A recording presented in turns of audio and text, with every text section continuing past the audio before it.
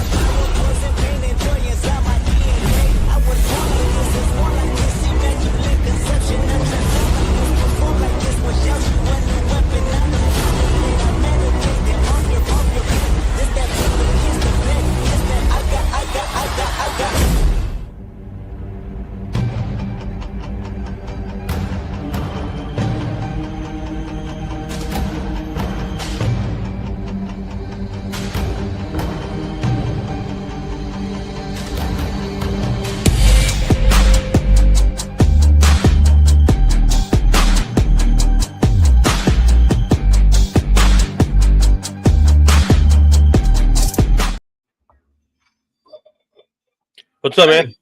Hey, what's going on, everyone? How are you, Derek? Oh, dude, I'm good. I'm here. This congestion. Oh, yeah, that sucks, man. I hate being congested. Yeah, it was a long weekend. We had a softball tournament. We won one game and lost three, but I mean, it was a good experience. As a young 6-7-year-olds, I got to experience turf, so that was interesting. Yeah, I bet.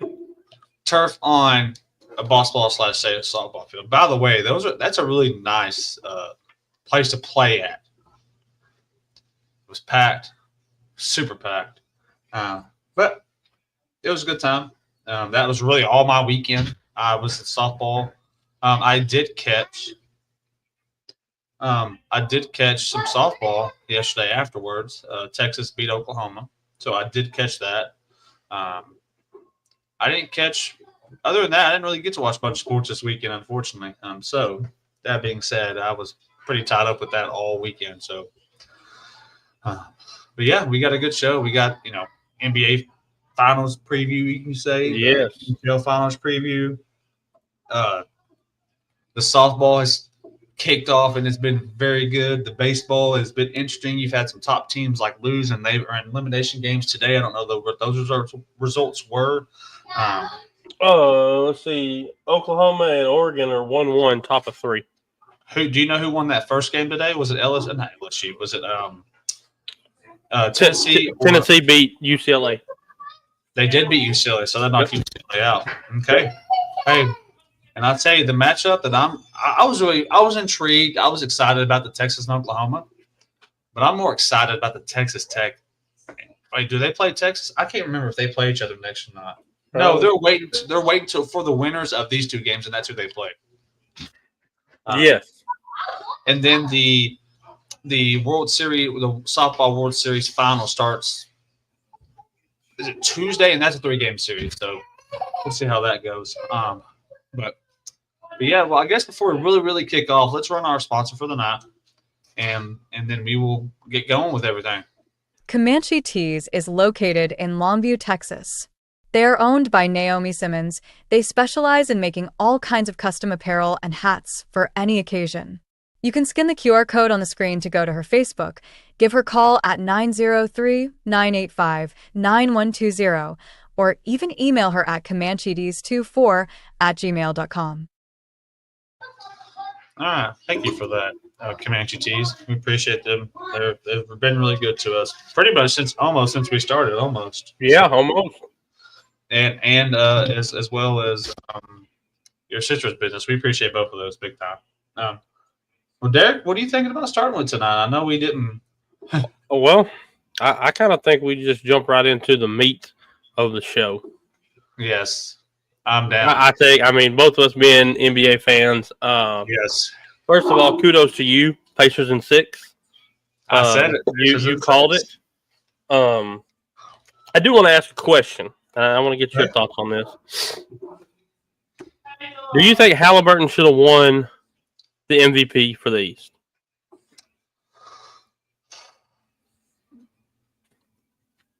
Yes and no.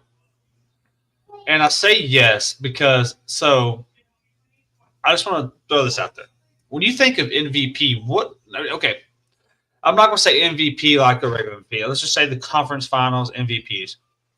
The player that gets it is your biggest scorer and can defend. Okay? Right. Halliburton, in my opinion, and I think his best ability is his passing, his assisting. He's phenomenal in assisting. He's great with it.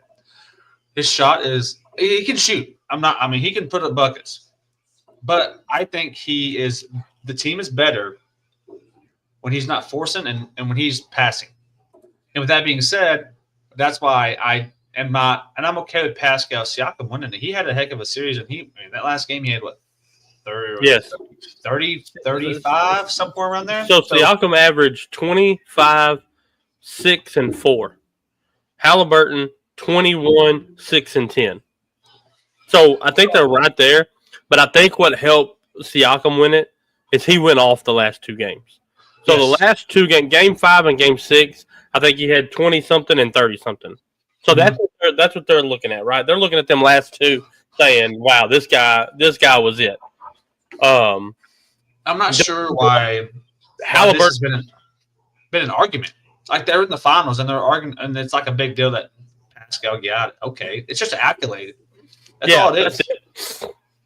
I'm not saying like you should not be like necessarily not like don't because this could tear the team down going into the finals.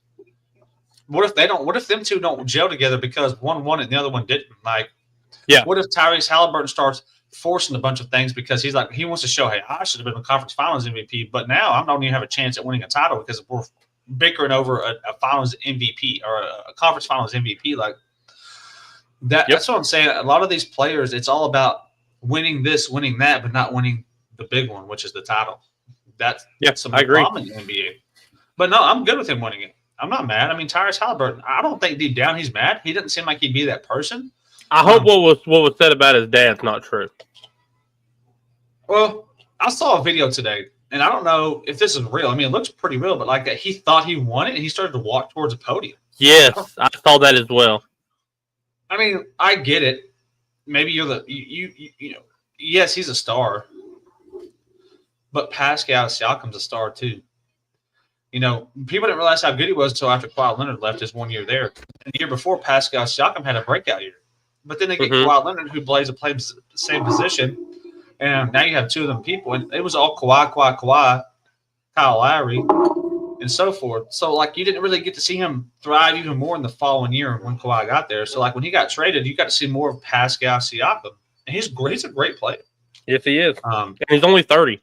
I know that's only 30. I mean, but he's still semi-young. I mean, I think he's probably in his prime, if I had to say. But I think around that 20s, depending on when you come in 26 to 30 is like when you're in your prime or entering your prime, like deep into your prime. So, I mean, I'm good with it. I'm good with Pascal getting it. I don't have a problem with it at all. Well, let's see. I'll kind of let you go first. If you want to break down what you're thinking on this finals. Man, I've been riding this Pacers, I guess you could say, bandwagon. I'm not surprised where they were. Again, they were in the conference finals last year. Maybe they were surprised, again, like you said, because they were the 4 seed, so they weren't expected to do much. But, you know, I'll go back to Milwaukee. I don't even think if Dame is healthy, I don't know if they even beat the Pacers then. The Pacers are a team. They play team ball. Like, they're the closest to a team ball that we've had. Like, in some ways, they remind me of San Antonio. In some ways, they pass the ball all teams force things in a way. I mean, it's just the game. It's just the game. Like you force shots in some instances, but I mean, they took care of business. I mean, once the Knicks went down 3-0. No, they went down 2. Yeah, they went when the Pacers got down or were up 3-1.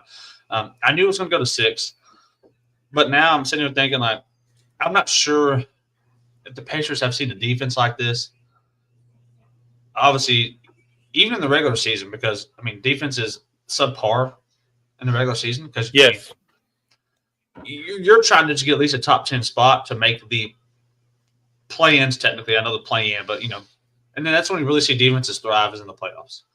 And with that being said, I hate that the Pacers. I'm not gonna say they don't have a shot. I think when you had the 4 remaining teams, I thought the Pacers had the best chance out of them and New York to beat OKC because of how much of a team they can, how much team ball they can play. mm-hmm. I like the matchups. Miles Turner, who's going to guard him? Is it going to be Hartenstein? Probably. How healthy is Mathurin? How healthy is he going to be? He had his ankle messed up, I think, in game 4. Yeah. He played game 5, game 6, so he must be okay. Who is going to guard who? Who's going to guard Shea? Who's going to guard Williams and Jalen? And then who's Dort guarding? Are they going to put him on Halliburton or are they going to put him on Siakam? Like, again, it's going to be matchups for me. And just looking at it from my point of view, I think OKC is going to win this. I hate saying this, but I think they're going to win in 5. It's no disrespect to the Pacers. I just don't know if they have enough in the end to stop this team. I don't know. Maybe I hope I'm wrong because I would love to see a 7-game series out of this. That would be fun. I just think OKC is on a mission. They're finally here after the last 2 years getting knocked out early, both years when they were there, but they weren't quite there. And I just don't know if they have enough. I don't know if the Pacers have enough to stay with Oklahoma City in the long run. So I'm going to go Oklahoma City in 5. Oklahoma City in 5. Mm-hmm. So I love everything you said. I think you're spot on with a bunch of it. So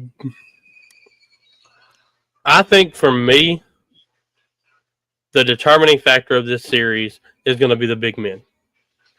Because the Pacers offer something that really not a lot of other teams can offer to go against. They can match up big on big. Hartenstein and Turner can match up. Siakam and Chet can match up. But I think however they want to do it. If Hartenstein wants to be on Siakam and Chet on Turner or vice versa, whatever.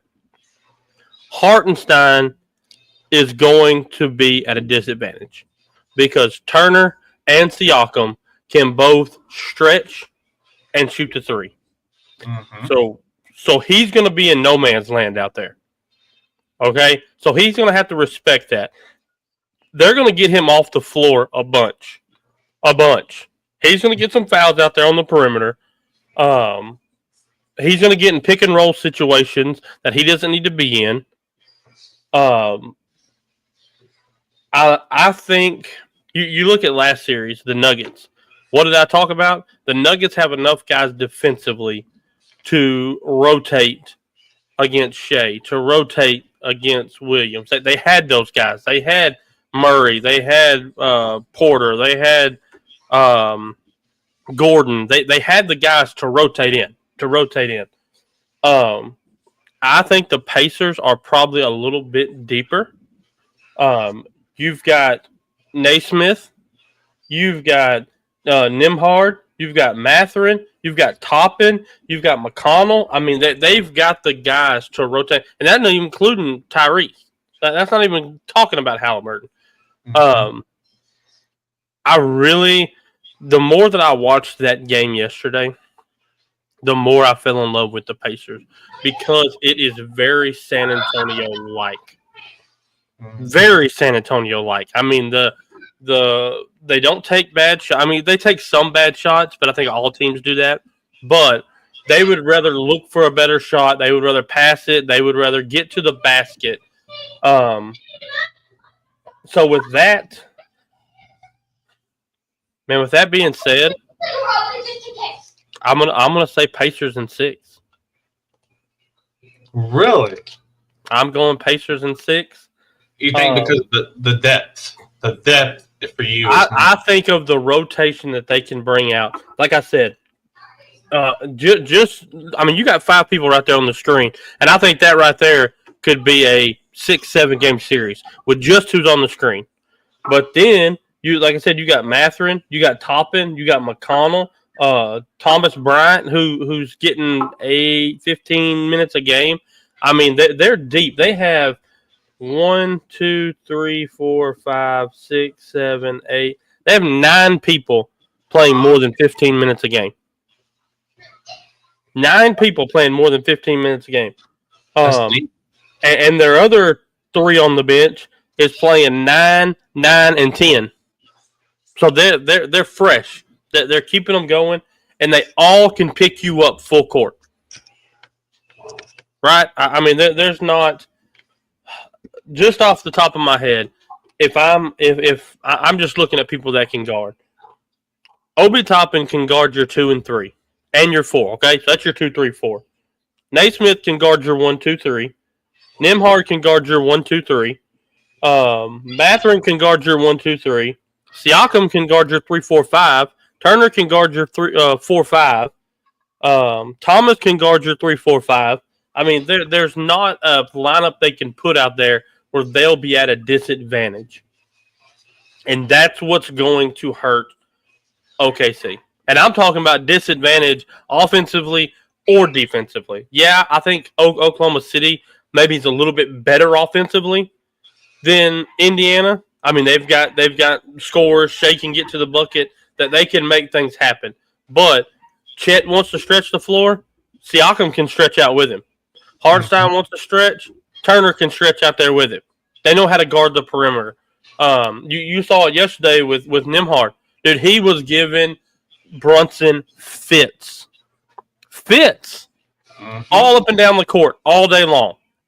So I would not be surprised if that's what it looks like. Is there a chance? Is there a chance here that if Hartenstein is a liability defensively, because I look at it this way: if you put Chet on Miles Turner, you're going to see him in the paint more than we've probably ever seen him, because Chet in the paint could not handle Miles Turner. No. Yeah.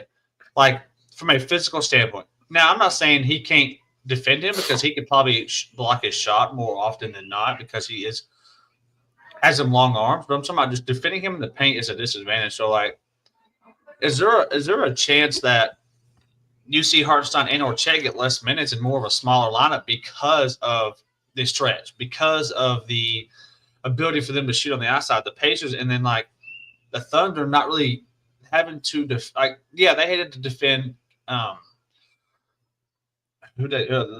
even with the Nuggets, they had you saw them do well with it. But Jokic is also, he can go down low, so that wasn't really a big deal. And then I just don't know.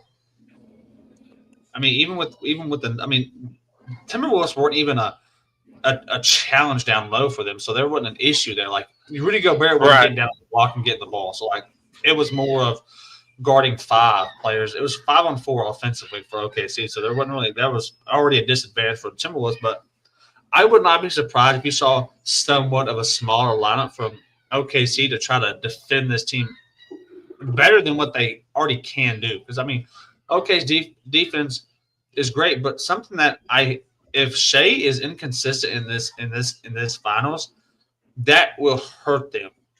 Like, he hasn't been the most consistent in this playoffs. He's had a lot of points, but he's shooting 30 points. He's getting 30-plus points and shooting 30-plus times. Yeah. So, I mean, I'm going to say this.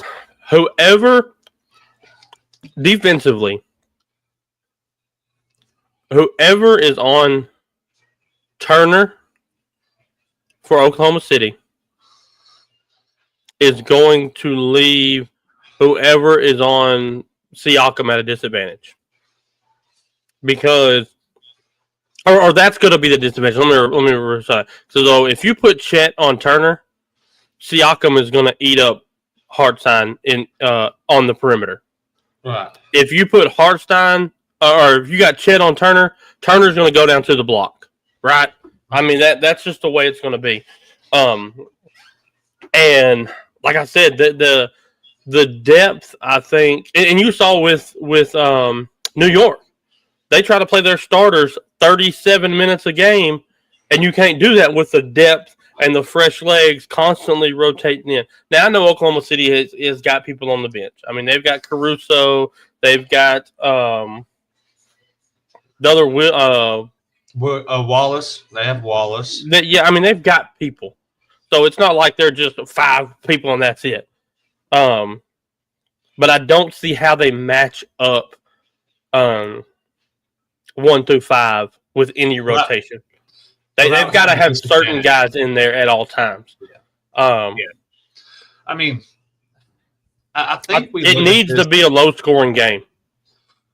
Well, low scoring helps out Indiana. Yes, I'm going to say anywhere from 95 to 110 is where the game needs to be. If you get up in now, I'm not saying they can't win it because I mean, if you go back and look, game 1 they won 138, 135, 130, 121. And then 125, 108. So they won the games where they scored a lot, but I don't think the Knicks are as good as the Thunder. So if you can keep it low, I think you've got a good shot. You've got to take good quality shots. You've got to use the shot clock. You've got to control the game. Yeah. And like I said, I got the Pacers in 6. Wow, I'm surprised we're the opposite. It's kind of like we've been the other way around during the playoffs. I mean, here's my question: If OKC loses this finals, what do they really do from here? Like, I think they run it back. I'm about to say you've got to run it back, and maybe I think what OKC is really missing, like, is a 3-point type specialist player. Like an actual 3, like let me think of someone like I have a prime example, like a Danny Green. Will spot up and just shoot threes all the time and can pass the ball and can defend. Kyle Korver, J.R. Smith. Yes. Someone like that that's really the only thing I could really look at OKC about. They're missing a 3-point specialist, a sharp shooter from the 3. Like that's what they're missing. If I'm either one of these teams, no matter what happens, I run it back. You tell you the matchup I'm most excited about for these, the player on player, is TJ McConnell and Alex Caruso. Yeah. I'm excited for that matchup because they're both little firecrackers, and they're good. They're really good role players for their team. Let's do just something like just off the wall here. Give me your Finals MVP for either team. For who do you think Thunder are winning? Who's the MVP, but not who you think? That makes sense. Like, don't give me the SGA is going to be the Finals MVP. Like, give me somebody that you could see stepping up and being the Finals MVP just out of nowhere. For me, OKC would be Jalen Williams. Who? For me, Jalen Williams. If it was not SGA, it'd be him. I'll give you a second one for OKC. Actually, I'll give you 2 for each. I can see these 2 players for both teams if they win it, either one winning it. That would be them having a finals series that would be not unexpected, just maybe more surprising because maybe you didn't expect that player just to go off the whole series. I say Jalen Williams and Chet Holmgren. All right. Lou Dort is not he can score, but he's your defender. He is like his thing is defending. He's a phenomenal defender. So I would think it'd be Jalen Williams or Chet. On the other side, it would be Miles Turner. 100%. Miles Turner, or I would say probably Pascal Siakam. I know he just won the finals, but I would pick him still. Him or Miles Turner on that side. Those are my 2 picks for the Pacers because I think they are the X factor in the series. Siakam is a champion, so he brings the championship pedigree. He knows what it's like to be there. He knows what you have to do to get there to win it. I think he's going to play. He was on the outside looking in too. That's what I like about it. He wasn't. It was Kawhi Leonard, right? Yeah. And in the shadow, but Siakam got to see what it really takes to win. I think Siakam played the 5 for that championship team, if I'm not mistaken. I think he was an undersized 5. Yep, he was. So which speaks volumes because that means in the conference semifinals he had to guard Embiid. And I don't think Chet or Hartenstein is as good as Embiid is. But he gets back to his natural position as the 4 in the finals. So there he is again. My man. He had fun at the tournament? He didn't go. He wouldn't make it. Oh, he didn't make it? Yeah, he can't sit there and be still. He wants to run around 24/7. Say, hey. Say, hey. But yeah, that's who I've got. I could see. I would love to see Miles Turner go for 25 in like 3 straight games. Just something crazy. Just something that because Miles Turner is good. I've always liked Miles Turner. I can't believe he never left Indiana. He stayed there, and I'm for it. I always wanted him to, like, when his contract goes, I always wanted him in San Antonio. Yes. I thought he would be a perfect Pacer player. Yes. I always thought he was San Antonio-ish. Like, he was a big man. The only thing he brought differently than what San Antonio always had was a stretch man. We've never really had like a stretch big. Like an actual, like Wembanyama's the closest we've ever had to a stretch big, right? Mm-hmm. So, I mean, Miles Turner's, obviously he's from the Longhorns. He's from Texas. Like, I love him, obviously, because of that. But, how he plays, I love Miles Turner. And I almost want him to win one. Like, he is deserving of one. And I thought if the Pacers didn't do well this year, I thought he may find a way out. He's getting up there in age. He's not, he's in his 30s, right? He's not like old, but he's in his prime. But here they are. And, but who are your 2 from OKC? I'm curious to know who you would pick. I would say Jalen Williams or Chet. Okay, yeah. I think that's really your only 2. And see, that's another thing. I think that's your only 2 scores outside of SGA. So, like, what do you do if SGA does go cold? You're relying on Chet, who, Siakam can guard him, Miles Turner can guard him. And then Jalen Williams, like I said, there's 3 guys that's on the bench that can guard Williams. So they played 4 times this year. And it was 2-2. The Pacers won 121-111. The Pacers won 126-112. Thunder won 120-114. And then on March 29th, the last time that they played, 2 months ago, the Thunder beat them 132-112. So that was probably the biggest game. I don't know. Let's see. Turner only had 11 points. But yeah, so I'm excited about it. I'm ready for it. It kicks off Thursday, if I'm right. Yes. Pretty sure it kick off Thursday, so that's going to be fun to watch. This is going to be what I love the most is here's what I love the most about the NBA. And when it comes to the finals, the last 5 years from 2020 till now, we've had a new champion every year.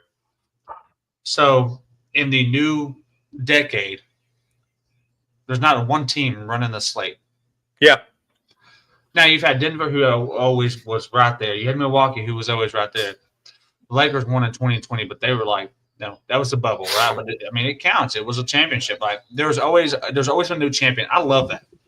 I hate how every year you're like, oh, OKC. Well, we know OKC, 72 games. Oh, here they come again. Next year, championship. Like, I love the new championship every year because it makes every team have to chase another team. It ain't like we got to chase Golden State. We got to chase the Lakers. We got to chase. Now let's be fair. Let's just be honest. If the Spurs want to win 10 straight, we're okay with it, right? Well, of course. But now everybody else's team, we need a new one every year. Like we need a new one every. Yeah. I'm with you. Yeah, like if San Antonio were to win 3 in a row, I'd be happy, right? Like, yeah. Oh, for sure. It's our team. Sure. But like But I do also like that a new champion has happened every year over the last 5 years. So, like, again, we get a new champion this year. And then it'd be like, okay, Pacers win. Now it's chasing the Pacers. Who in the East can beat the Pacers, and who in the West can get to the finals to beat the Pacers? I will tell you this. If the Pacers win, this is a very Milwaukee Bucks type of situation. I think the Pacers catch fire and ran through these playoffs. They're a good team, don't get me wrong. But just like the Bucks did, they ran through the East. They got them that championship. They cemented Giannis's legacy in Milwaukee. They made him, he's a top 10 player in the league. Like, he's there. Mm-hmm. Then they've slowly fell off. They haven't been back. And I can very easily see this for this Patriot team.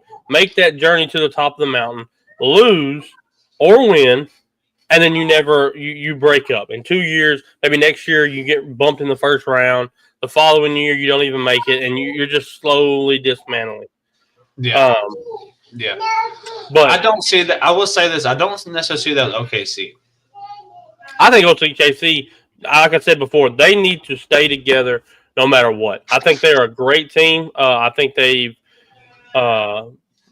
need to add to their bench. They have to have a seventh man, eighth man that could come in and create their own shot. They need some scoring off the bench.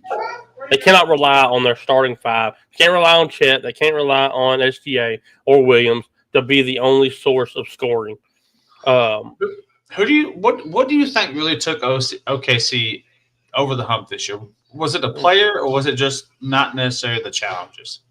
I mean, besides Denver, that was a challenge. I do think they're a good team. I mean, I think across the board they're a really good team. I think they've got everything that you need to be a good team. They've got the defense. I mean, like you said, Dort their players embrace their roles. Like Lou Dort doesn't care about going out there and scoring 35. He give him 10 or 12, and he's going to lock down somebody. That satisfies him. He doesn't want to be the guy. Chet, the same thing. Chet's going to go out there and try to lock up your big and get his 18 to 20 and call it a day. Hartenstein, he's going to go out there and be your big. He's the Steven Adams type player. That's who Hartenstein is. He doesn't want to go drop 40. Would it be nice? I'm sure, but he embraces his role, and that's something we don't see in the NBA anymore. Everybody wants to be SGA. Everybody wants to be LeBron. Everybody wants to be Luka. I need 35 a game. I need $500 million deals. I need that's one reason why I love Dennis Rodman so much. Dennis Rodman did his job. He didn't care about anything else. And I know I've said this before. There was a 7-game stretch where he averaged 0 points. Think about that. A 7-game stretch where a top player in the league averaged 0 points and 21 rebounds.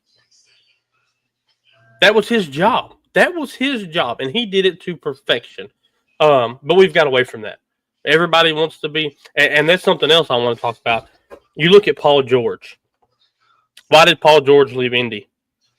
Wanted to go big market, right? Wanted to go team up with people. Went to OKC. Why did he leave OKC? Oh, I need to go big market. I need to go back to California. The small market teams are shining right now in these playoffs, and I am 100% for it. I'm 100% okay with the small market teams doing this. And so, like I said, I'm for it. And I'll tell you, and the reason I asked you that question is I think there's one player for Oklahoma City that really put them over the top this year, and they were missing that piece. And that's Hartenstein. He was the missing piece. He was the big man. He was the Steven Adams they needed. Like, if Steven Adams was still on that team, they'd be here. Oh, yeah. He's the Steven Adams-ish player. They needed someone that could come in here, be the scrappy big man down low that would guard you, that could get your rebounds offensively, defensively, that could score under the basket when needed, as in more likely lobs or just layups. They needed that big man, and they found him.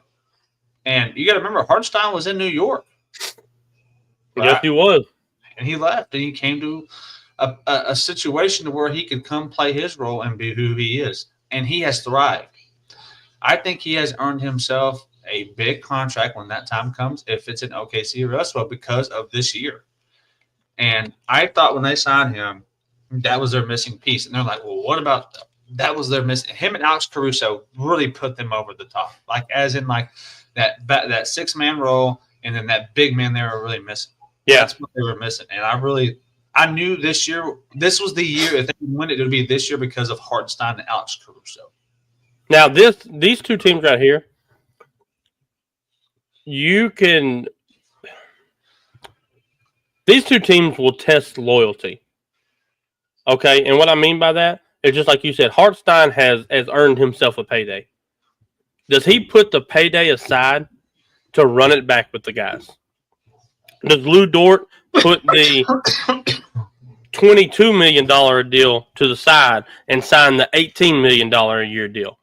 Does Chet put the $30 million away and sign the $23 million? Like, do they give up the money to run it back and stay together? And that is going to be a determining factor. I think whatever these two teams do will be the way the league starts to go. I really believe that. Yes, you're still going to have the SGA who gets his $40 or $50 million a year. You're going to have the Lucas and all this and that. But I think they're going to start taking less to keep guys together so they can start winning more. Yep. I really believe that. But so kind of go ahead. I was going to say, I think to win a championship, you have to do that, right? Yeah, you can, because I mean, look at Phoenix. You got 3 guys making $40 million, and you don't even make the playoffs. That's what I'm saying. You have to sometimes put your pride and the money aside to win a championship. You got to be like, okay, I'm getting paid $30 million. I can go get paid $30 million in wherever, or I stay in OKC and make 23. And know I'm going to compete for championships. What matters more to you, the game or money? And if you tell me $23 million means less than $30 million, but you have a chance to win a championship, then you don't care about the game. You care about the money. That's you it. Care about what you can get. I understand, like, yes, Hartenstein deserves, whatever he's getting paid. Let's say he's getting paid 12, and he does he deserve 20? Yes, but if I'm him and I have an opportunity to win another championship or win one, if I don't win one this year, to come back here, I'm staying here. Yeah. I'm going to be loyal to OKC. I'm going to continue to do what I did this year, and I'm going to come back and run it again. But the problem is you're seeing it more, but at the same time, you're not. It's all about the money, and I want to see that change for these players because I want to see more. I want to see more teams competing every year. Yeah, it's not about just the money. It's about competing for a championship. If you really care about the game and you love the game, and this is your life, you got to start competing and not always worrying about the money. Well, let's talk kind of about something that we haven't talked about yet. What did the Knicks do?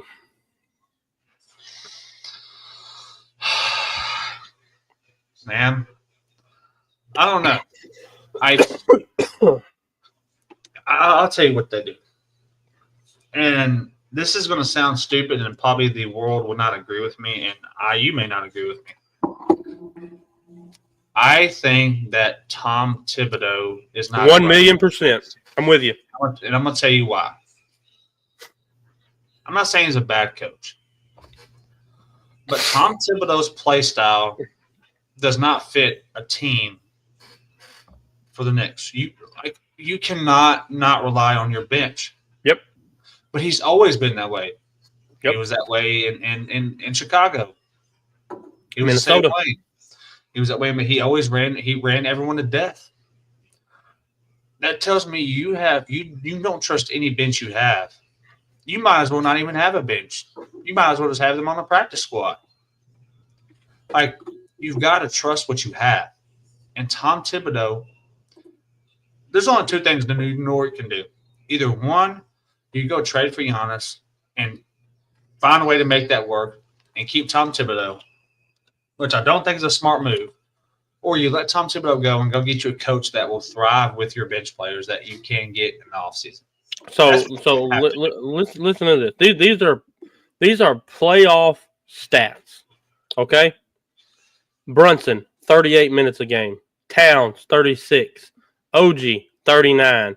McHale, 39. Hart, 35. Miles McBride, 18. And Mitchell Robinson, 20. After that, 7, 7, 4, 1, 8, 2, 2, and 4. There's no way. There's no way that they can keep that up every other night, every 2 nights, doing that in the playoffs. Like we said, the playoff defense is a whole lot different than the regular season defense, and the playoff fouling is different. Then they let you play in the playoffs a little bit, especially in the East. The East gets to play a little bit more than the West does. Mm-hmm. And I'm going to tell you, while I 100% agree with you with what you said about Thibodeau, there is one person that I go get. I give him a blank check, and that's Mike Malone. I was just about to say it's got to be Mike Malone. I think he would be amazing. And then I would call Milwaukee and just see what kind of a package it's going to take. Or hear me out. I call Phoenix for Devin. I mean, you put a package of Hart and maybe Cat and some picks, or Hart, Bridges and some picks. Keep OG. I think OG is your defensive guy. And he's young. And yes, I'm saying. I think OG Evanova. I think that gives them a score outside of Brunson. That can create their own shot. That can get to the basket. I think them 2 moves right there would put New York back in position to maybe go back to the Eastern Conference Finals. You know what I do not like about the New York Knicks? And this is probably sound crazy for anybody watching, for anyone listening. They're going to disagree. They put too much on Brunson. Yeah. Oh, yes. I'm not saying he's a superstar. I'm not going to deny that. Like, he is a bona fide superstar in this league. But you cannot do it with one player. Agreed. You cannot just rely on him. Listen, Brunson is running out his life right now. They are running him to death. Him playing almost 40 minutes a game every night is going to cut his career short. Mm-hmm. Down the road, you're going to see more injuries.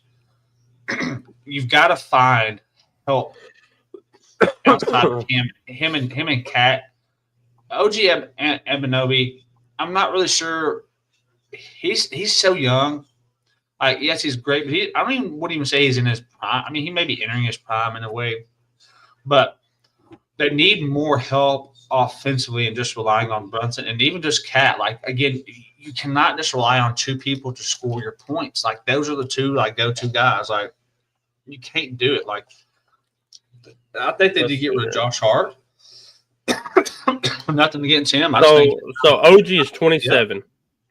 Oh my God, yeah. Bridges is 28. If it was me, OG would be the one to go because he's $36 million. Bridges is only 23. Really? Hart is 18. Cat is 50. Cat has to go. $50 million a year? 50 mil for Cat. So you're paying $50 million a year for 21 points a game.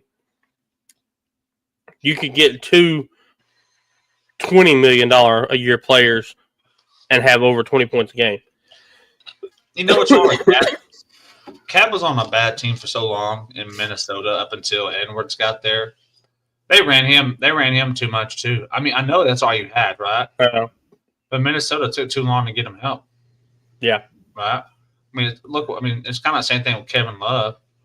Minnesota never got him any help.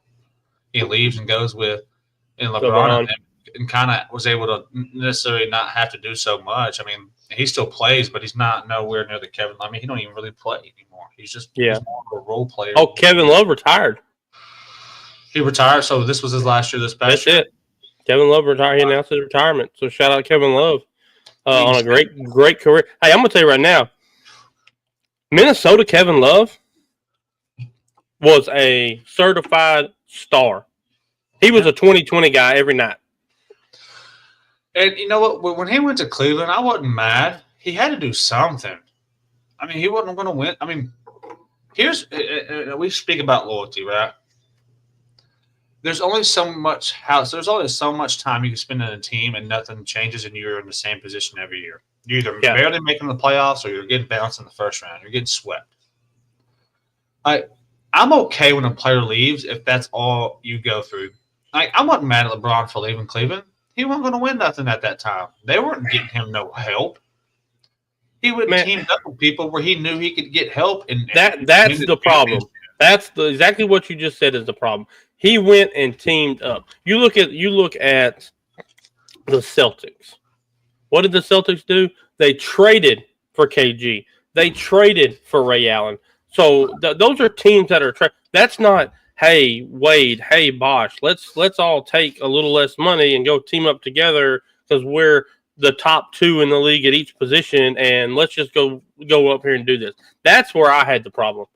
And then he does the same thing. He sees that Kyrie is balling out in Cleveland. He sees that Kevin Love maybe isn't happy in Minnesota. Let me go back here. Boom. Let's make a trade for Kevin Love, who was top 5 power forward at the time. Kyrie was the top 3-point guard at the time. I mean, everywhere he's went, he's been with a top 5 player at whatever position that position player. There's not been one time since he's left Cleveland the first time that he did not play with a top 5 player at a position.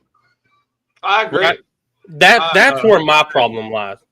Like I don't know. And this is where I see it. I think there's certain players, and LeBron's one of them. And I don't know what I would do if I'm not him. I'll never even ever sniff that. If I'm the best player in the league and the team doesn't either financially can't get me help, I make the move too.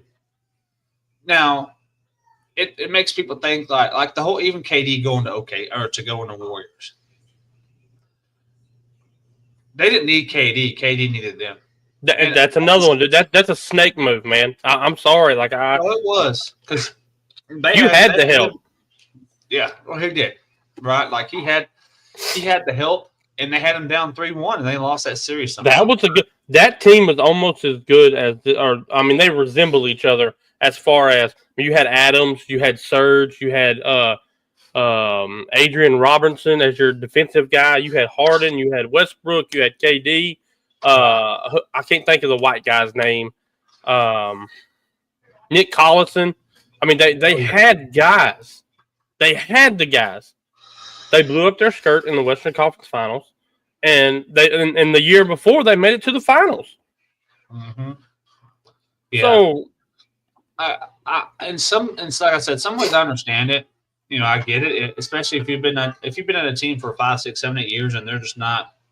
Either they're not trying to get you help, or financially they can't get you help.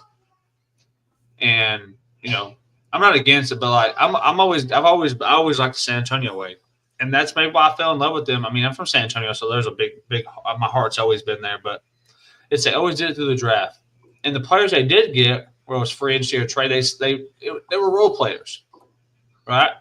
They didn't go trade for Duncan. They didn't go trade for Manu Ginobili. They didn't go trade for Tony Parker. Like, they didn't do those things. Like, yeah, they got LaMarcus Aldridge, but he left Portland kind of the same reason Dame did. It just took Dame longer to figure out they weren't going to do nothing. Like, that's what I'm saying. Like, it's a culture thing.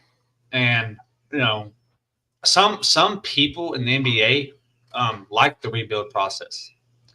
Some people don't like it. They're ready to do it now. And that's the difference. And it just depends on the way you like to go with it, If you like to – if you're one of those people that want to win a championship now, you go team up and you hope you can get it done, But it's not always done. Again, look at Phoenix. They have top 3. They have at the time you could say top 3 superstars in this league. They can't even make the playoffs with that team. So that's kind of where I am with that. It depends on the situation of the team. But me personally, I like the rebuild process. Like San Antonio hadn't been really that great. And, I mean, 5-6 years, respectfully. They've made some play-ins and some playoffs. Like, they made the playoffs with DeMar DeRozan and stuff. Like, it was good teams, but I knew we were going to win a championship. I knew that. I just like the rebuild process. I mean, I do. I'm more like – and by the way, I want to say this, not the 76ers process. No. Not the 10-year process. That's almost as long as the 12-year war. No, not that type. So speaking of the Spurs, I saw a report today, and I don't know how true it is. Let me put it this way. Let me preference that at the very beginning. But the report was Pop had came out and said one of his top priorities is to see about Kawhi coming back to the Spurs. Now, I don't know. That was just a report that I seen on Twitter. I don't even know who the person was that put it out. But what would your thoughts be on that?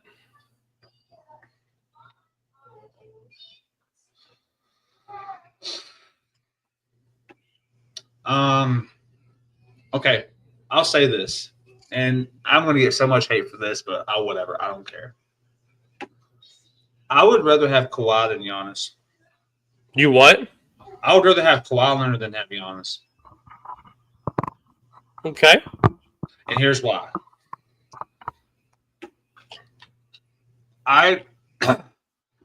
Listen, what happened in San Antonio was I'm going to tell you whose fault it was. I'm going to tell you exactly what put Kawhi over the top and why he left. It wasn't a coach, and it wasn't a staff. There was one person who caused him to leave, and it was Tony Parker. Yep.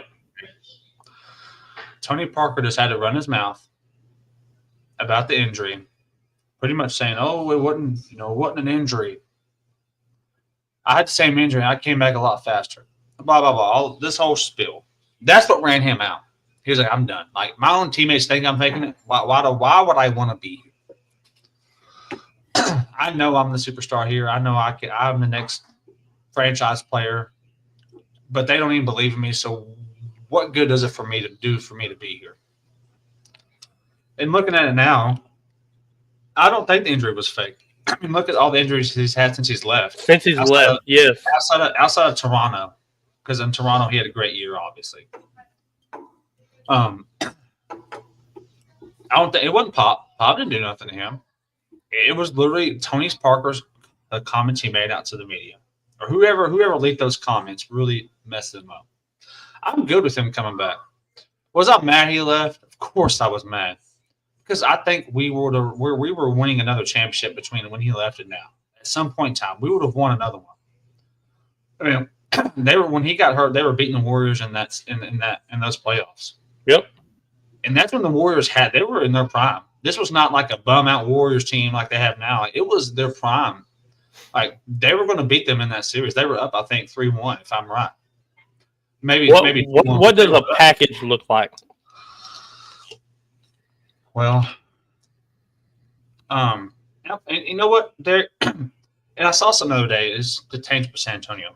I was listening because I'm in this rental truck that I've been driving because my wife's car in the shop. So it has XM radio, so I've been listening to a lot of ESPN, just driving and stuff around work.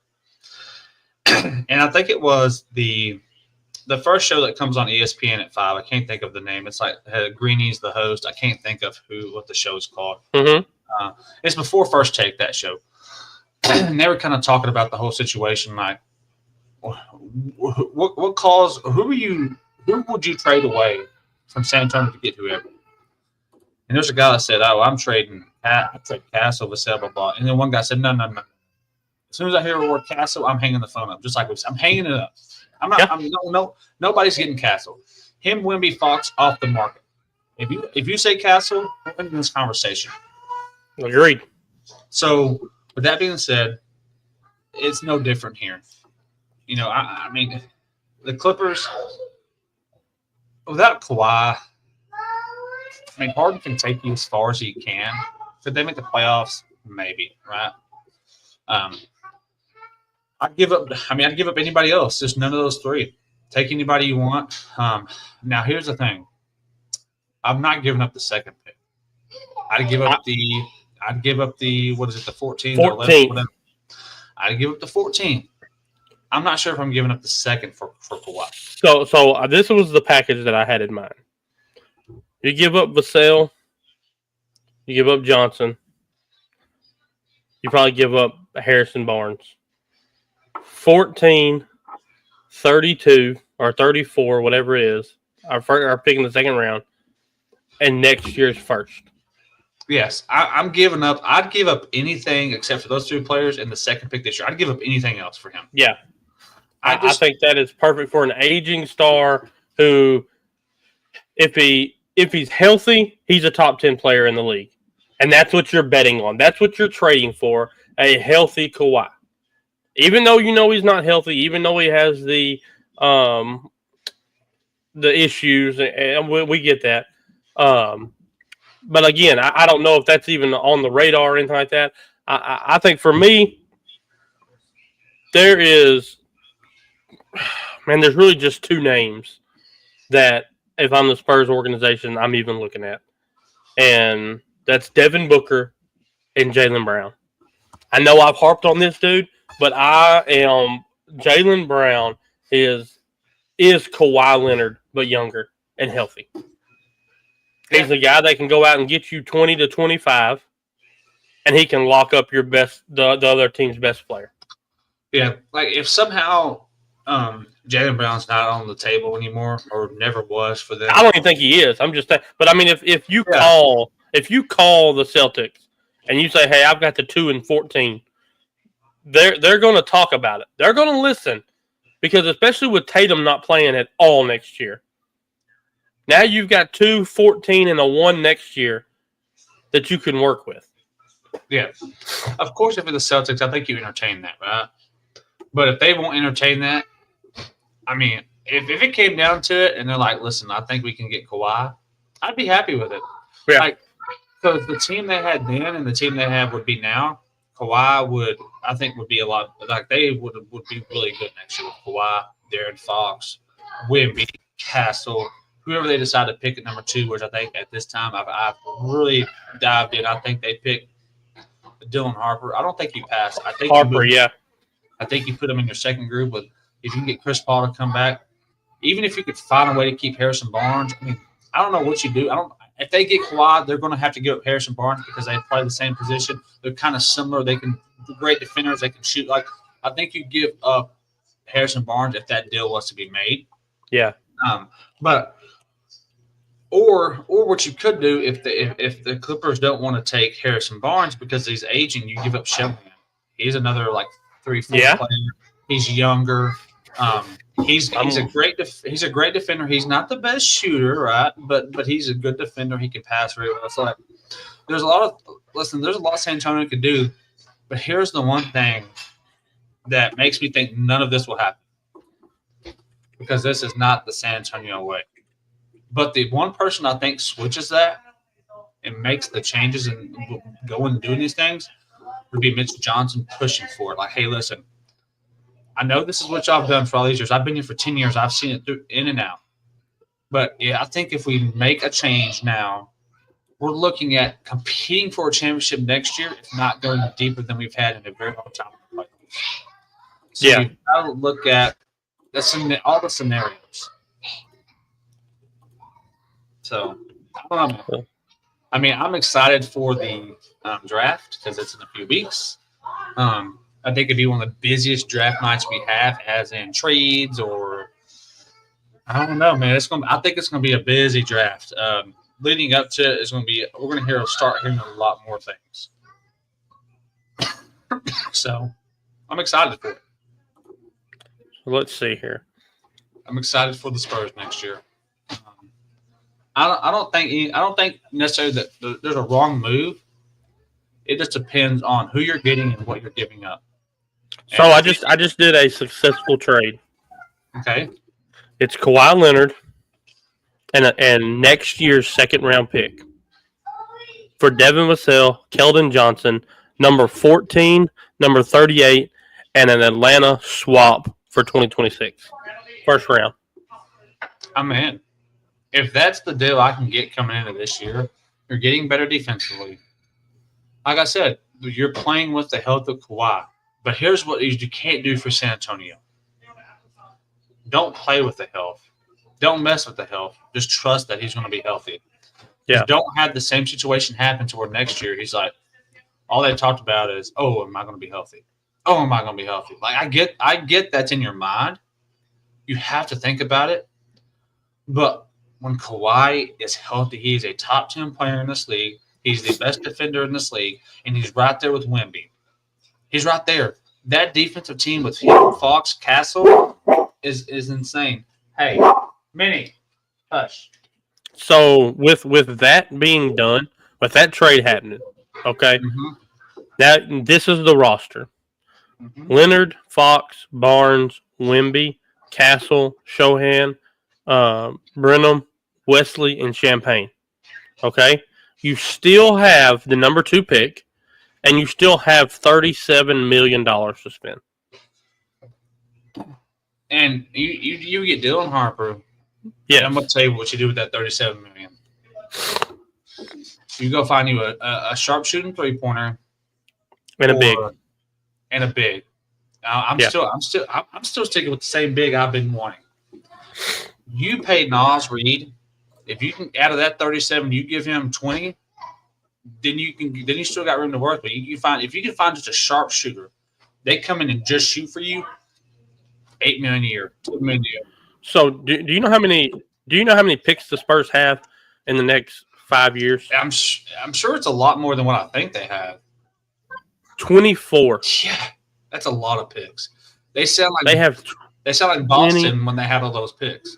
Yes, they have 24 picks. Now a bunch of them are second rounders and they're second round swaps.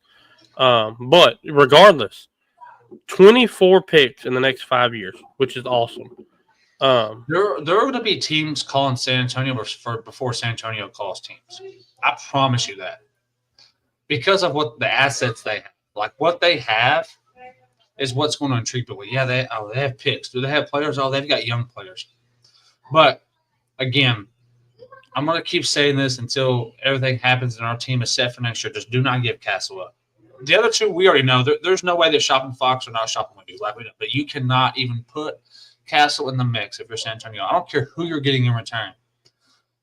And I believe that's what they would do because that's San Antonio-ish. Because he is going to be a superstar in this league and wherever he is. But I want him in San Antonio. So I don't care who you're getting in return. You do not give up Castle. That's not any of my deals.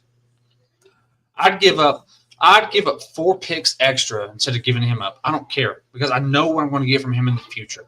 I don't care if I give up four more first rounders at any year. I'm not giving up Castle for nobody. So I just did another one, and I want to get your take on it. Okay. Vassell, Johnson, the number 2, the number 14, the number 38, next year's first round, and 2027 first round via Atlanta. So that's 4 first, Johnson and Vassell. For Jokic. Oh and it went through. It was successful. Salaries matched, everything. I'm gonna tell you what. Yo. I'm gonna tell you what. If that were to ever happen, you might as well just give San Antonio the next 3. Just hand it to him. So our starters are Jokic, Fox, Barnes, Wemby, Castle. I mean, what are we doing here, bro? What are we doing? Would the league even let that happen? No, they wouldn't. They'd find a way to veto that trade. Yeah, they would veto that one for sure. Like, there's no way. Yeah, I mean, man, there's a lot could happen, man. I mean, like I said, as long as we do not give up Castle, I'm good. I don't care. As long as it makes us better, whether it's defensively, offensively, shooting, just shooting. I don't care what we do. We just cannot give up Castle. I think that is the most important player for San Antonio for the future. Yes. 2 or 3 years. Yeah. In his third year, 4th year, he will be a scorer for San Antonio. Because let me tell you what that does. Scorer. That extends Fox's career by 3 to 4 years. because he can take those risks because Castle can step in and play. It extends Wemby's. It Oh, extends yeah. everybody. I mean, offensively, it extends everyone's years, and some of these players can focus on defense more. Yeah. Fox can play better defense. And when Fox is going on offensively, Castle can play better defense. And when those two are kind of taking the backseat, Wemby can there's so much they can do. I'm telling you, it all comes down to San Antonio just saying, listen, we have 3 players we're not giving up. And they should send a memo to every team, an email memo, day one of offseason. Do not call us about Castle. We won't take that. We won't take that call. Yeah. You have to do that. You can't even take the call. There's only one call. There's only one call that I take for Castle. Oh my! There's one call that I take for Castle, and it's Dallas for the number 1 pick. And you have to take the call. Then you have to think about it, because like I've said before, I don't know if San Antonio is a Cooper flag away from a championship. Right? I mean, is Cooper Flag a generational player? I mean, no. Can we be honest? No. Where would you rank Cooper Flag? Here, let me ask you this. Let's talk about the 5 last picks ever picked first. I just Googled the last 10. Okay, and we'll just go with last year's. Zachary, was it Rosacher? I don't know how you say it. Yes, Rosacher. Yeah, I'm taking Flag over him. Yes, I'm taking Flag as well. So that's Victor. One. No. Pablo. I'm not. I don't think so either. Cade Cunningham. No. No. Wait till next year. Cade Cunningham is going to look like a actual superstar next year. And no. When healthy, Zion Williams. I think I'd take Cooper over him. I think I would take that. And I'm not a Zion fan. I think you could get more from him. I think Cooper is more of a one-dimensional top player, where I think Zion can do offensively and defensively. DeAndre Ayton, I'm taking Cooper. Yeah, I'm taking Cooper, yes. Markelle Fultz, I'm taking Cooper. Yep. Ben Simmons, I'm taking Cooper. Yeah, no question. Carl Anthony Towns? No. Probably not. So for me, I'm taking 1, 2, 3, 4. 4 out of 10, I'm taking Cooper. Yeah. Now, if this was, say, LeBron, how many of them people are you taking LeBron over? All of them. That's a generational player, right? Wemby. I'm taking Wemby over everybody on that list. Yep. You see what I'm saying? So, Cooper Flag, no team is a Cooper Flag away from a championship. I'm sorry. They're just not. Yeah. I mean, I would accept the call, but I would really be like, listen, okay, who is going to put us in a championship window over the next 5 years? Is it Cooper or Castle? That's what I'm looking at. Do we need is a Cooper Flag great in San Antonio? I mean, yeah, he'd be great. He's going to give you a little bit offensively, get you some defensively. But I did not expect this from Castle this year. I didn't expect him to be this good. I don't think Minnesota did either. Yeah, Minnesota didn't either. Look, they didn't even play the Rob Dillingham, but he got in when they were either up by a lot or losing by a lot. Like, Castle was in the rotation from day one. He started some games, right? Like, that's what I'm saying. Like, that's why I don't even again, if I'm Dallas, I need more than the first pick for Castle. I need more than just that. I need more. And people are thinking, how would you man. I agree. Castle will be a bona fide superstar in this league. Just give him some more years. I'm not saying Cooper Flag can't be that guy, but in Dallas is going to hold him back. They don't need him. Can they use him? All 32 teams could use a Cooper Flag in some kind of way. Somebody can use him. but I don't think Dallas necessarily needs Cooper Flag. All right. That's why I think Dallas will possibly shop it if the deal is right. I mean, look what Nico just did with Luka. He made one of the most craziest trades that no one ever thought would happen with Luka. Did it work out for them? I think so. He saw the liability he was on defense. I mean, we saw it in the playoffs this year, right? Yeah. But I would need a lot more than just that number 1 pick for Castle if I'm San Antonio. Like, I need more than that, whether it's players or other pick. Like, I need something bigger return because you are giving up a bona fide superstar, in my opinion, for someone that is 18 coming into the league, and you're not really sure if he will be a bona fide superstar. Bona fide. Again, look at Zion Williamson. Is he a bona fide superstar? No. Probably because of his health issue, his injuries, right? Could he have been one? Of course he could. He's a bona fide superstar in New Orleans because they have nobody, and that's no disrespect to him. But I don't know, man. I love Castle so much. I don't want to give him up for anything. But it'd have to be the best absolute deal someone can give me, and it would only be Dallas to give it to me. I'm not taking anything less than number 1 and other picks and other players for him. I would need in return a player of that caliber for the future, and more than just that. That's what I need back. And I don't think Dallas would give it up. I don't think they would just want one. If they called San Antonio, hey, we'll give you 1 for Castle, and that's it. I'm not even saying a word. I'm hanging up the phone if I'm saying. I'm literally hanging the phone up, and I'm not saying another word. I'm just hanging it up. Like, look what San Antonio's did with Fox. They gave up 4 picks for Fox. That's it. Didn't lose a player. San Antonio's GM is way smarter. Yeah, they policed that trade from Sacramento. They literally gave up nothing for him. And so how he did that trade tells me one thing. Sacramento will be breaking it up sooner than later at some point.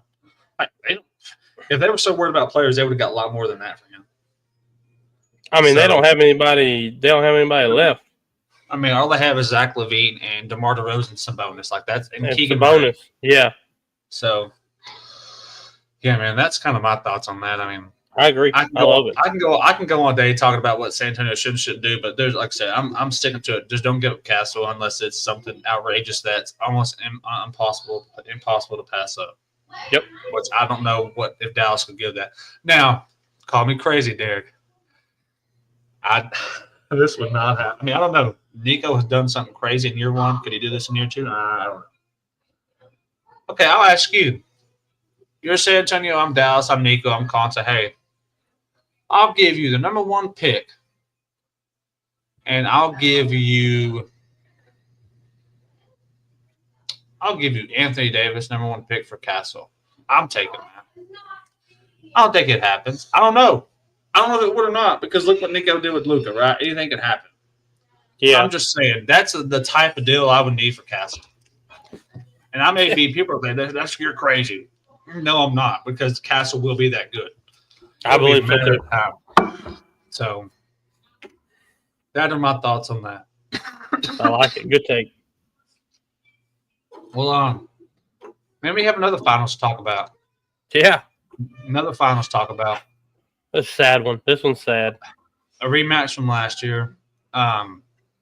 The Oilers dismantled Dallas. Dallas's goalie was atrocious. I saw the report that came out. He got benched. Didn't understand why. Well, you got benched because Edmonton scored 6+ goals every game they won, except for the first one where they only scored 3. But they were up 3-0. Dallas went back and won 6-3, right? Rematch from last year. Obviously, I think Panthers will probably be favored. But I'm going to go out on a limb here saying, and I know AJ said that the Panthers would beat Edmonton, but he thought Dallas could beat the Panthers. I think Edmonton's going to win this series. I'm going to pick Edmonton to beat the Panthers to kind of get their rematch series from last year in the finals. They made Dallas look atrocious. Like they shouldn't have been there. And the Panthers did what they were supposed to do with the Hurricanes. Yes, I know the Hurricanes won one game, whatever. I mean, the Panthers controlled every game. Like they were up 3-0 in almost every first inning or first period, and they just controlled. Like the Hurricanes just snuck one in. Edmonton did the same thing to Dallas, just no one expected it. Like no one expected Dallas to literally just throw in the towel in a sense and just get murdered by Edmonton. I think that the Oilers will beat them in 6. I'm giving them 6 games because I'm not going to say the Panthers aren't going to win any games. Like, that'd be stupid, right? Mm-hmm. But I think it's the goalie for me from Edmonton. He had such a phenomenal series against Dallas. Yes, he did. That was his best series in the playoffs to me. He didn't let nothing come in. Like, your best chance from him to come out the goal and it be open to score. That's how good he was. Like, your only chance of scoring was from him to come out and find a way to land the puck in Dallas's on one of Dallas 6 and then just knock it in. That was their best chance to score because you weren't scoring on them. The Oilers were more aggressive. They just looked – they wanted the rematch. And I think they get them in 6 this year. I think Edmonton will finally get their championship and beat the Panthers. I think they win it, man. I mean, it's perfect timing, AJ. What's up, brother? What's up, AJ? Who? Tell us your hot take, AJ. Who's winning it? So for me, the Edmonton fan base is massively superstitious. I found out. Yeah. I don't know if you saw that or not. So last year, when Edmonton won it, when they won the Western Conference Finals, nobody touched the trophy. Nobody. Everybody went by it. Nobody touched the trophy. This year, the first person that went by it touched it. I'm going to take the Panthers, and I'm going to take it in 5. I think Edmonton gets game 1 and lose 4 straight. Well, AJ, I picked Edmonton to win. You're the hockey guru. I don't know what it is about them, but they looked the part in the Dallas series. I don't know. They just dismantled Dallas to the point where I'm serious. It looked like Dallas shouldn't have even been in the playoffs. So that's kind of what I think. Like, I don't know if you're this way, but I'm this way. Any team that beats my team, that's who I want to win because I can say, oh, well, if my team would have beat them, they'd have won it too. But Gretzky didn't touch it, lost to Florida. Crow didn't touch it, lost to Henry. David didn't touch it, lost to Florida. They all touch it next year. Maybe I don't know, maybe. But I just know the Canadian fans are furious that the Oilers touched it. They are mad. So yeah, that's where I'm at on that, man. I got the Panthers in 5. All right, you got the Panthers in 5. I say Edmonton in 6. So once again, me and Derek are going against each other. Yeah, opposite sides. And now? I'm trying to remember back when we picked. Did you have the Panthers making it on this side, or did you? Yes, I had Dallas versus the Panthers. I sure did. I had Dallas versus the Panthers as well. Yeah, I don't know, man. It's going to be interesting to see. I mean, I think the key to this series is game 1, to get Panthers in 7. Okay, so he says it's going to be a series. Like, he's not – okay.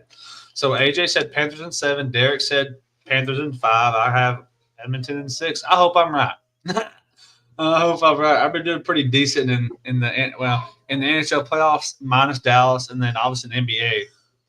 NBA, we were all kind of wrong. I was wrong from the jump. I said Lakers were going to the Western Conference Finals, and look what happened. So I was even in the East, we didn't have Indiana going to. No, we did not. we both had pace. We actually both had Boston repeating. Now, granted, who knows what happens if Jason Tatum would have been there? But I mean, I don't know. They were already down in that series, so I'm not really sure if they would have won it or not. But I think the first part said I was going to be a rematch of this year. Yeah, you did. You? So you did say that? I think he did. You might. I mean, I don't remember. I think that was in the first. I think it was in our actual first time having him on. He said that. Does it seem like in hockey? How do I want to put this? AJ, this is for you more than likely. Obviously, we're seeing a rematch from last year. But would you say it's harder to get back to this than in most sports, or is it pretty common? I don't watch a lot of hockey.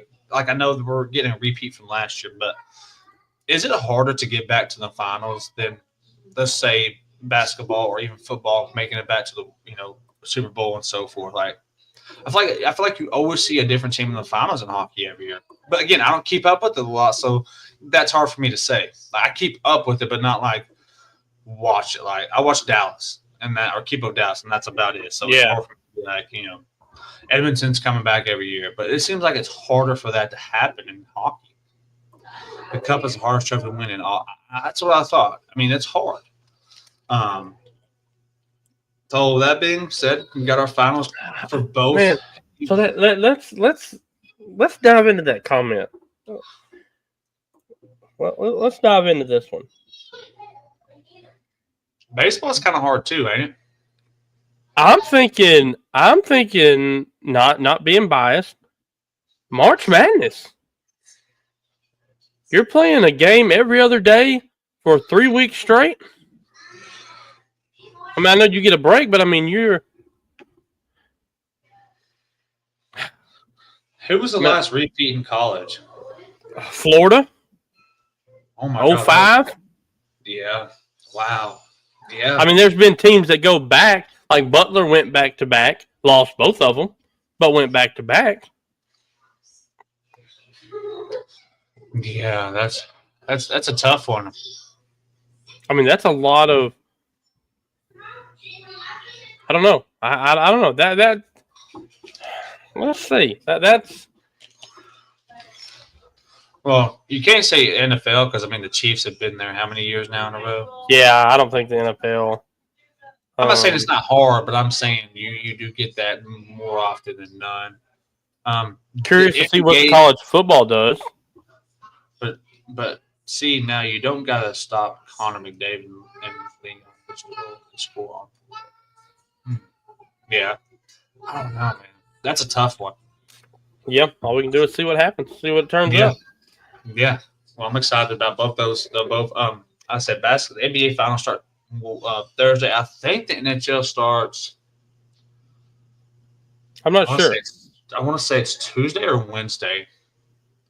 So I think the NHL kicks off a day or two before the NBA finals. So yeah, that's gonna be fun to watch. I'm excited to see how both those turn out. We've both picked our winners, and me and Derek are opposite on both, and AJ is with Derek on this one. So we'll see what happens. I'm excited to see how these turn out. I hope they're good series. I don't want to see no blowouts. I want to see I kind of have a blowout in mine, 5-1, or 4-1. But I hope I'm wrong. I hope we get long series, and I want to see them go long, and I want to see all the teams compete and stay healthy and finish the year out strong, because that's what I like to see. I will tell you this: if in the NBA finals, if it's 3-0 or 3-1, I won't watch the closeout game. Yeah. I won't watch. I won't watch a boring game. Now, if it's 3-2, I would watch a 3-2 closeout game, because that could go to a seventh game or it could be done. But 3-0, I'll peek in on it, but I won't sit down and physically watch it. Yeah. But also, I'll tell you, if it's 3-0, whoever is on the brink of losing, they get that game, and then whoever will win it at home. Like, that's how it will be. Yeah. Nothing scary than nobody's winning the title on the road. Yeah. No, ain't nobody winning the title on the road. The only time I've ever seen the title on the road is like they're like, we don't even want to give them an absolute chance to win.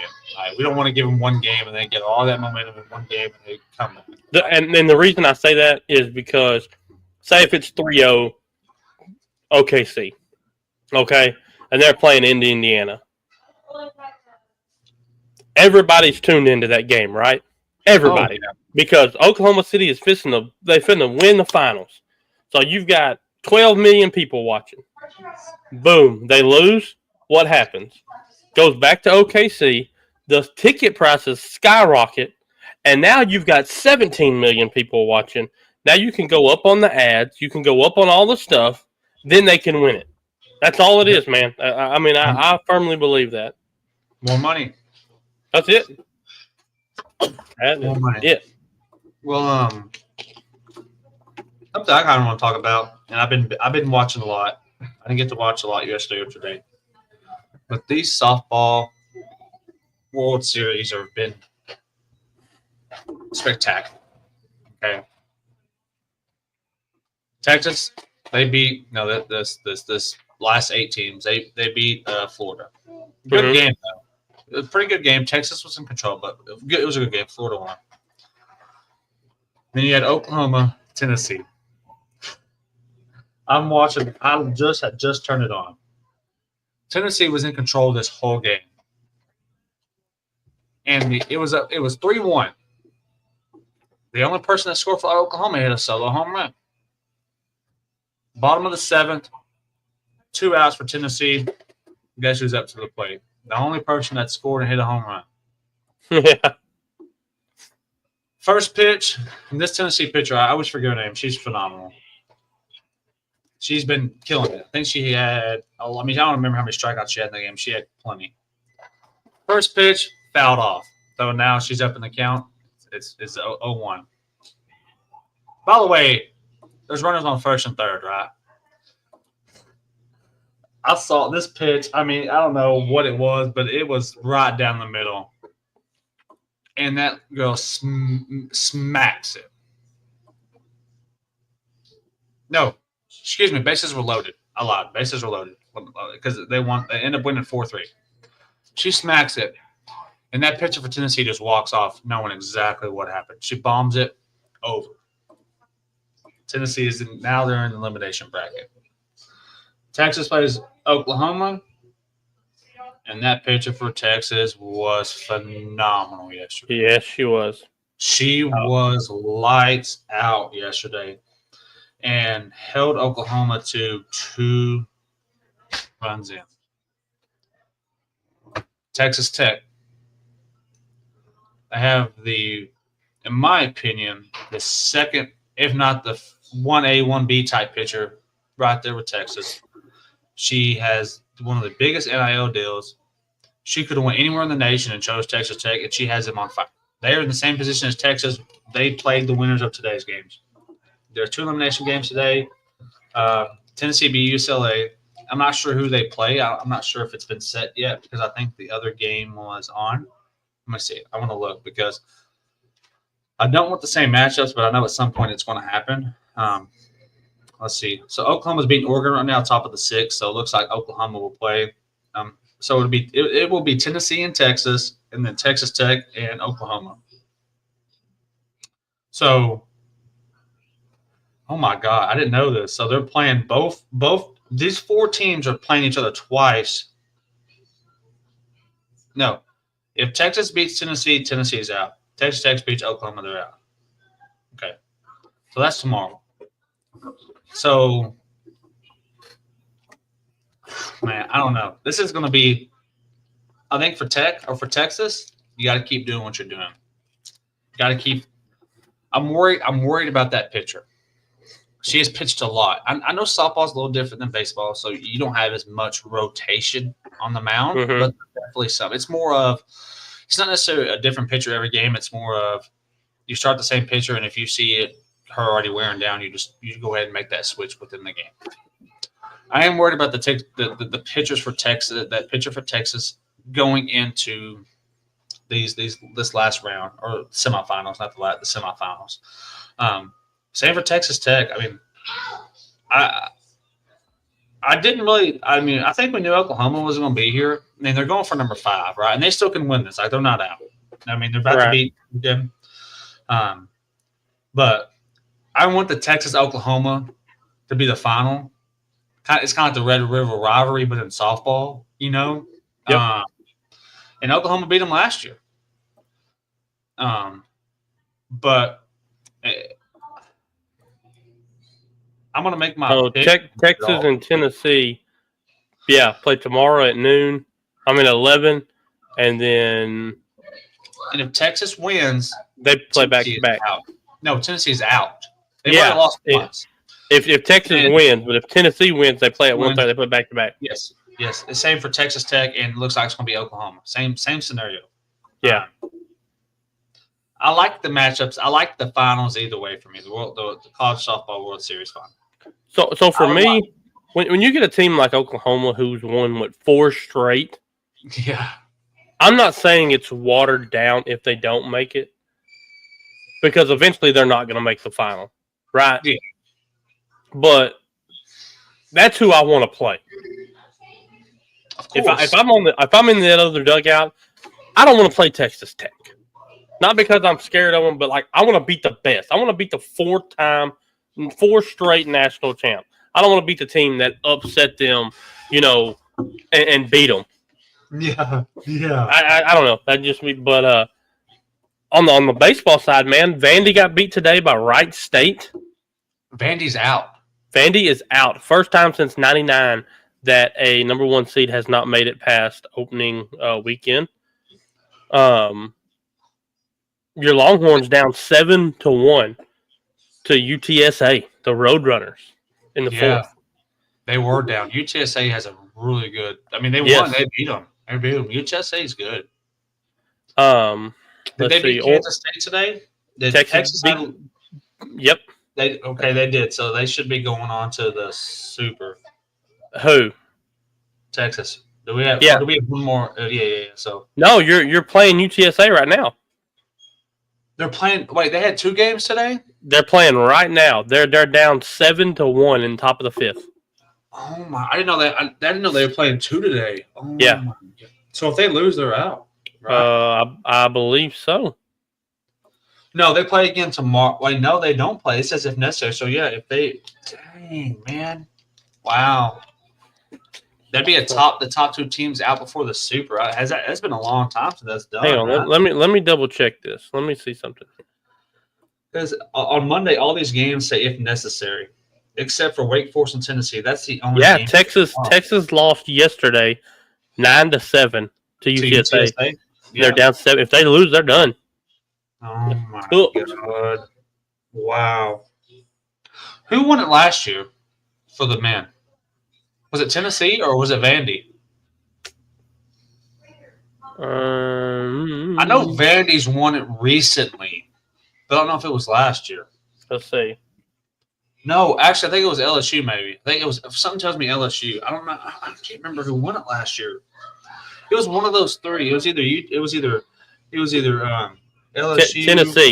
Tennessee beat A&M. They beat A&M 6-5. Okay. In the 3rd game. That's right. I knew it was one of those 3 teams. I couldn't remember. Yeah, A&M beat them in the 1st, then dropped the next 2. Wow. Dang, man, my Longhorns. Well, at least my women are doing good, and I'll take that. Yeah. By the way, shout out. I have a shout out tonight. Uh-oh. Shout out to the LSUS Pilots for going 59-0 and winning the NAIA championship. And yes, they ended up. They were 56-0 when we talked on Wednesday night. So yeah, they ran the weekend. That is up the road in Shreveport. What a heck of a year for that team. Hey, I'll do you one better. By the way, Derek, I want to. Has that ever been done in any baseball sport at any level? 59. Not that I know of. I don't care. Like you said, I don't care what level it is. That is impressive. That is impressive. 59. Shout out to the 2-time back-to-back National Division II champions, the UT Tyler Patriots softball team. They won? Back-to-back champions. So shout out to them for that. That's big. Wow. They won it again. Wow, that's Yeah. awesome, man. Hey, Texas sports, man. That's it. That's local. That's up the road local. Yeah, that's 40 minutes away. But wow. And that's awesome, man. That's wow. I didn't know they had one. Wow. Yep. That's awesome. That is awesome. Well, what else we have going on in sports right now? We have the baseball, softball, obviously NBA Finals, NHL. Oh, I know there was some golf going on this weekend. Yeah, I didn't see. I didn't see anything. So the women's side, Stark won her first major. Scotty Scheffler won the Memorial for his 16th PGA Tour win. That was today. Scotty Scheffler won. Memorial. What course is that? I don't know. We'll have to find it. Let's play it next. Let's play it Friday. I don't know if we picked one or not, but awesome. No, remember we played. We already played Friday. That's when we doubled up this weekend. Oh, that's right. Because Sean wasn't going to be there. So I got something I want to show you. Okay, and it goes to what we were talking about earlier.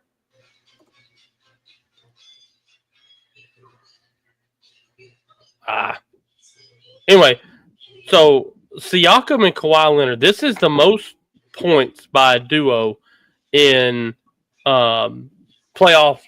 In the playoffs, okay, 1,187 points by Kawhi Leonard and Pascal Siakam the year they won the title. Wow, that's second to LeBron and Wade. They had 19-22, so they missed it by 40 points. 40 points. So, dude, Pascal is a baller. Like, I mean, we need to start kind of putting a little bit of respect on his name.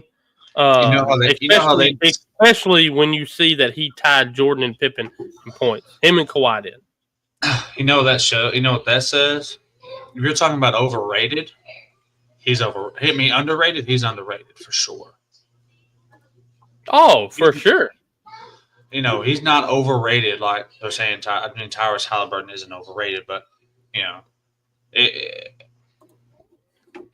Pascal Siakam is a true baller, and he does not get the love that he deserves for who he is and how he plays.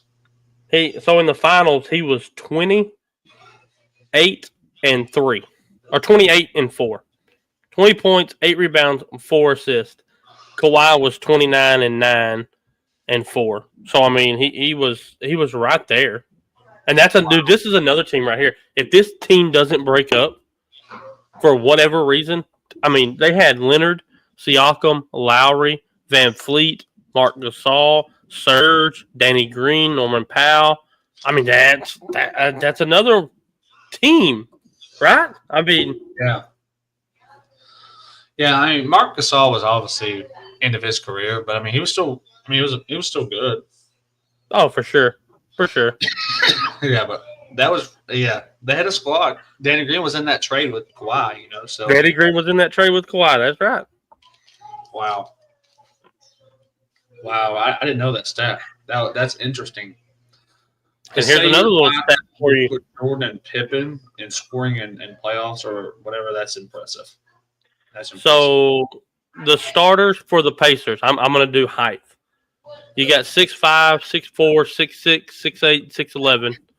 The Thunder, 6'6", 6'5", 6'4", 7'1", and 7 foot.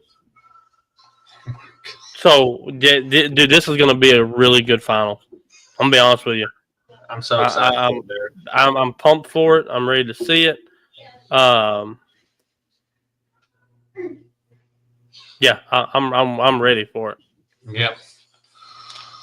Well, what do we have coming up? We have we have an interview as soon as we get off. That's right. About a potential new show on the network, which is really exciting, because it's a completely different avenue than we've taken before, with a completely different type of style of show. I am completely intrigued by the host of this show. I mean, what they have going on outside of podcasting is pretty neat. Professional football player, women's league football player, MMA. I've got a lot of questions for her outside of the podcast. So I hope absolutely, dude. I'm so intrigued by this. But I've got a couple more fillers out to some people about coming on the show. Some big ones, Derek, that I am surprised. I'll say this. I'm not going to say anything about it. But the one that you talked to us about Friday, I am mind-blown and shocked that you got a response because of where that person is at in their young career. I'll say that. Yeah, absolutely. Like I said, I get excited every time I look and I see that somebody that I've messaged that messages back, or even if they look at it. Like once I see the thing, look at it on that icon, I'm like, I got a shot. They looked at it, I've got a shot. Mm-hmm. And then when you get that response back, dude, I never in my life would I have thought I'd be talking to NFL, NBA, I mean, any kind of players like that. Yep. So it's super awesome. Yeah, and but outside of that, we don't have anything guest wise planned for this week. We got our interview after tonight. Don't forget, sorry in advance, will be on Tuesday at 7 p.m. We will be back at 8 p.m. on Wednesday. Recognized game, 1 o'clock in the morning. Yeah, recognized game tonight. 1 a.m. 1 a.m. Then we have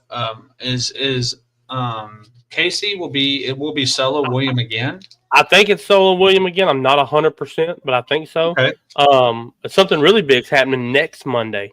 Next Monday, Crew Talk Sports is on. First show on the network. Really excited for Evan and Dom to get in and get to going on their stuff. So that's gonna be super exciting. I'm ready for that. Yeah, me too. That's gonna be really exciting for them to start. So that will be a week from tomorrow, and then this Friday we will not be doing the golf because Sean won't be here. So we're actually gonna take this Friday off.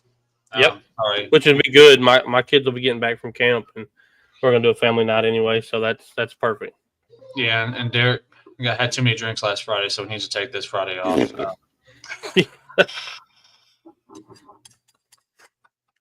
Did he tell you? Did? Oh man, when I saw y'all, I didn't look at all the messages till late yesterday. But when I saw your message, he said, "Yeah, it was rough, man, waking up." It was rough getting up Saturday morning. Yeah, I had a long day. I know you had a long day. Yeah. Yeah, but I didn't go to bed till late because I don't know how you are, but like if I don't know if your wife ever does outings every now and again. When my wife goes out, I'm always skeptical, so I'm always like, okay, I can't go to bed till she gets home. It's just like a thing for me. Well, so like I said, I was solo, so like my wife hadn't been here in 2 nights. She wasn't here Thursday night or Friday night, and man, I told her, I said, I haven't slept in the bed by myself in 20 years. It's weird. It's weird to be in a bed by yourself. So it was, I tossed and turned and watched TV and tossed and turned. And like I told y'all, luckily I didn't have to be at work so early because my alarms went off. And normally she's there with me to kind of help me get up and get going. And then my alarms went off and I just hit snooze. And I hit snooze because I don't know, it's just weird. Like I literally slept through the night because the baby wasn't getting up. I didn't feel her moving. And I didn't like it. I'll just put it out there, dude. I did not like that one bit. Well, I'm sure you had. I mean, Friday was a blast. We played 2 rounds of golf. Oh gosh, yes, absolutely. We had a blast Friday, so that was awesome. So yeah, we will be back to phone on Friday. Yeah. So just be mindful we won't be live Friday for that. But other than that, we will keep you updated with how everything goes tonight with who we're having a meeting with.